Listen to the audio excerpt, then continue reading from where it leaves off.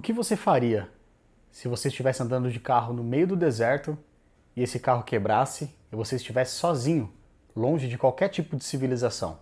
Pega o seu café e bora falar de carro.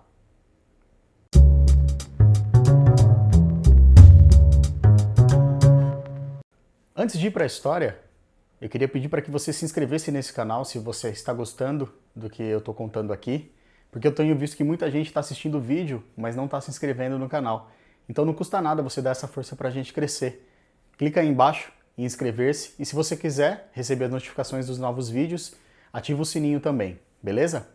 Bora pro vídeo. Émile Leray era um eletricista francês que gostava muito de viajar de carro, de fazer as road trips. E em 1993, ele quis ir mais uma vez para o Marrocos, um país que ele já conhecia bem, já tinha ido várias vezes. O Marrocos ele fica bem no norte da África e tem fronteira terrestre com a Europa, né? Mais precisamente com a Espanha. Então ele saiu de Melesse, no noroeste da França, atravessou toda a Espanha e foi até o sul do Marrocos, numa cidade chamada Tantan. Ele percorreu até aí cerca de 3.000 quilômetros.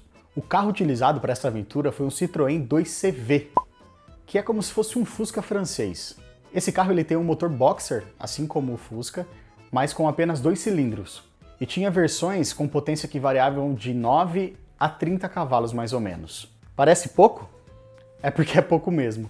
Mas apesar de ser muito fraco, o Citroën 2CV também é muito leve, pesa cerca de 600 kg somente. E ele é muito conhecido pela sua robustez e pela facilidade de manutenção. Assim como o Fusca, a gente fala que a gente consegue consertar com uma chave de fenda e uma fita isolante, é mais ou menos isso que os franceses falam do Citroën 2CV. Inclusive, para você ter uma ideia de como esse carro é robusto, o Rally da África de 1973 contou com a participação de mais de 60 desses carros. Mas enfim, voltando para a viagem do Émile. A ideia dele não era ficar em Tantan, e sim continuar na direção leste, se afastando da costa do Marrocos.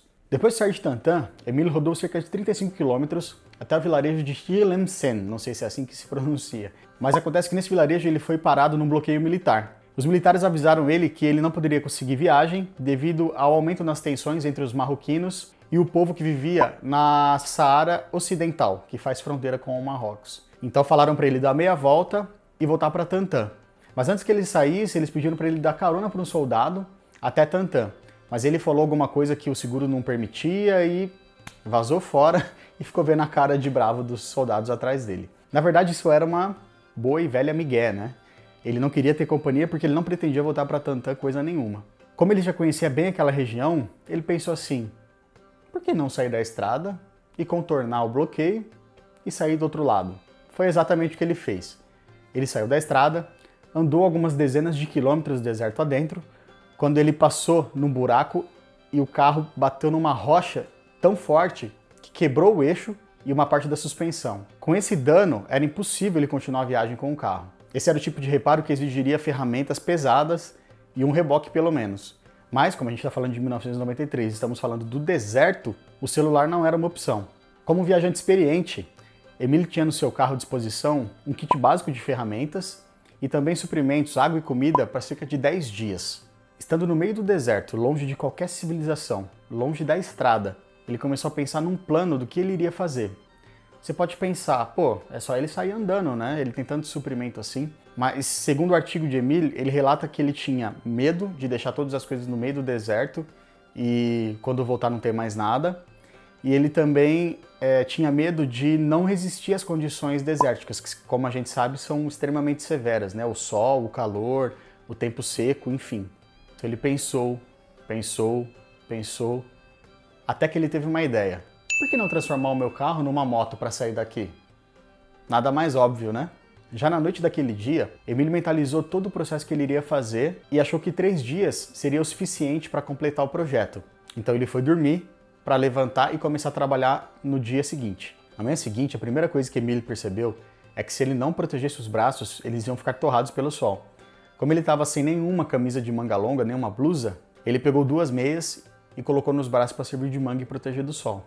Com os braços protegidos, a primeira coisa que ele fez foi arrancar a carcaça do carro, que serviria de abrigo para ele, né, contra as tempestades de areia e para proteger do frio das noites do deserto. E depois desse processo, ele percebeu que 3 dias não seria o suficiente de jeito nenhum. E aí, meu amigo, a preocupação bateu.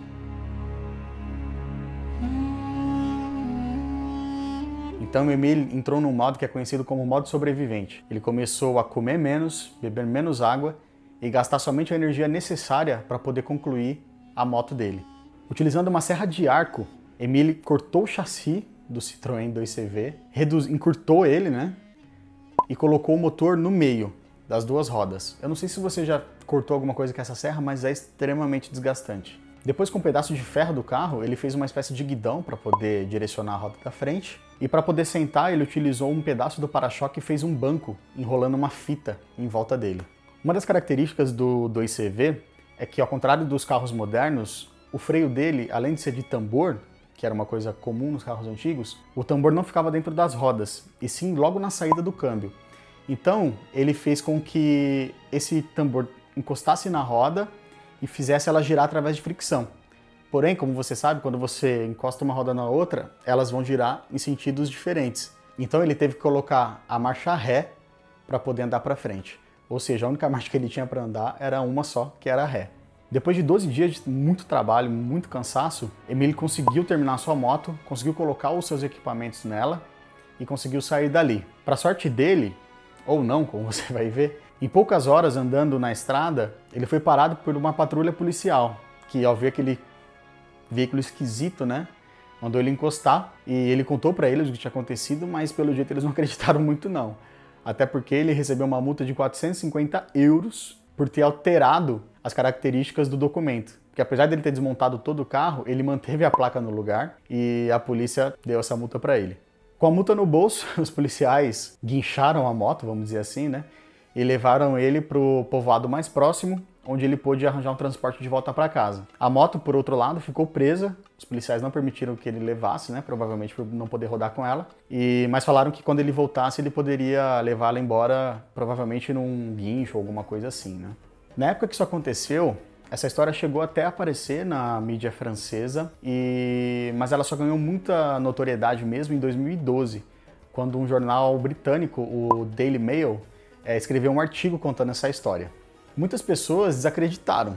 Se você parar para pensar, não faz muito sentido você arriscar gastar todos os seus suprimentos em um projeto que você não sabe se vai dar certo ou não, para só depois tentar sair dali a pé, né? Muitas pessoas falaram, pô, não era só ele voltar até a estrada e pedir carona para alguém? Enfim, essa foi uma questão levantada que faz sentido. E em 2015, os Mythbusters, os caçadores de mitos, né, do Discovery Channel, eles tentaram recriar esse feito. Primeiramente, eles fizeram uma versão deles dessa moto, em que eles mantiveram o comprimento do chassi, colocaram o motor atrás e dessa maneira então eles podiam usar as marchas, porque o motor estava rodando no sentido contrário. Mas o problema é que essa moto precisava de duas pessoas, uma para guiar e a outra para controlar a embreagem e a aceleração. Com essa moto eles não conseguiram andar, ela era muito instável, então eles tentaram seguir à risca a moto que o Emile tinha criado em 1993 e fizeram exatamente como nas fotos. Mas, apesar de tudo, ela ficou mais estável, ficou mais fácil de controlar, segundo eles, mas mesmo assim, eles não conseguiram andar com ela, principalmente pelo peso, que era muito elevado, de cerca de 250 quilos, e porque a marcha ré ela é muito reduzida. Então, apesar de ter muito torque, ele chegou até a empinar na hora de sair, né, durante o teste, ela não tinha velocidade nenhuma. Então, mesmo na rotação máxima do motor, a velocidade era muito baixa e não permitia que eles se equilibrassem. Isso é uma das coisas que o Emile relatou, que ele andou muito pouco com a moto, porque logo ele foi encontrado com a polícia, e ele tomou alguns capotes também nesse curto caminho que ele fez. Até hoje, quase 30 anos depois dessa história, a internet ainda não chegou à conclusão se ela é real ou se é um conto muito bem contado, né? Muitos acreditam que Emile já tinha esse projeto em mente, porque ele pelo jeito, é apaixonado por esse carro e ele já fez várias coisas estranhas com ele, um barco, outras máquinas, enfim. Então muitos pensam que ele já foi com esse plano na cabeça para o Marrocos para ter uma bela história para contar. Não sei. Para tentar fortalecer a sua história, Emile fez um vídeo recentemente onde ele mostra como ele fez para fazer os furos, para prender as peças, tudo isso com as ferramentas que ele tinha no deserto. Porque esse é um dos pontos que mais levantavam dúvida das pessoas. Pô, como que o cara conseguiu, com tão poucas ferramentas, fazer tudo isso que ele fez, né? Então tem esse vídeo que ele mostra passo a passo como ele fez. Inclusive eu vou deixar o link na descrição, se você quiser acompanhar, mesmo que você não entenda inglês, só de você ver as imagens você já consegue entender o que ele fez. Apesar de toda a discussão, toda a dúvida em torno dessa história, o Museu Americano Midwest Dream Car Collection, que fica no estado do Kansas, comprou essa moto em 2019, agora recentemente, e trouxe o próprio Emílio para fazer uma apresentação e deixar essa moto exposta lá.